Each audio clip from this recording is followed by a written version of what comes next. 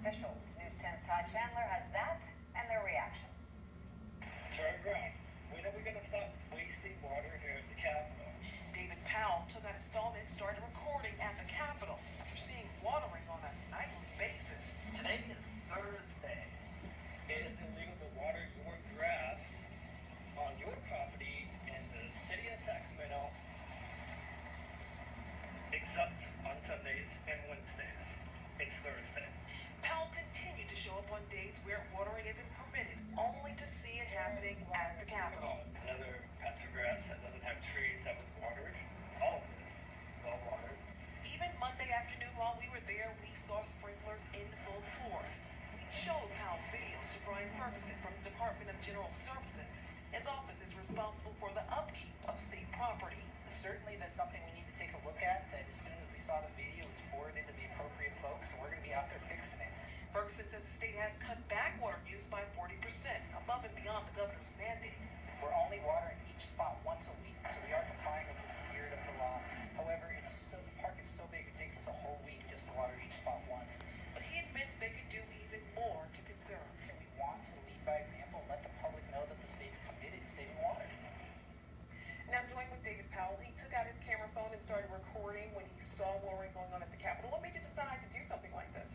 Well, the state has kind of mandated we're only allowed to water on Sundays and Wednesdays in the city of Sacramento, and I just wanted to go out and check it at the state capitol. And then you were there night after night. Now, we did show your video to the Department of General Services, and they said they would look into it. Does that make you feel any better? No, because you guys have also said the same thing that they told me, and I don't think they're going to do anything about it, to be honest. Now, one thing that you were really concerned about was that there was an area where the Vietnam Veterans statue is, the monument is, and it is all dead and barren there. In the meantime, there are other areas where there are no trees, because obviously there was a priority for areas where there are trees, but there are some other areas you said you saw where there are no trees that are being watered and are nice and green, but around that statue is all barren right now.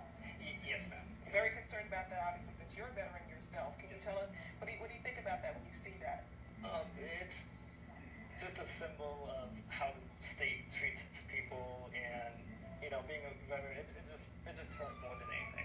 Okay, all right. So obviously they say they're going to be making some changes, but how confident are you? I'm not very confident on the changes, to be honest.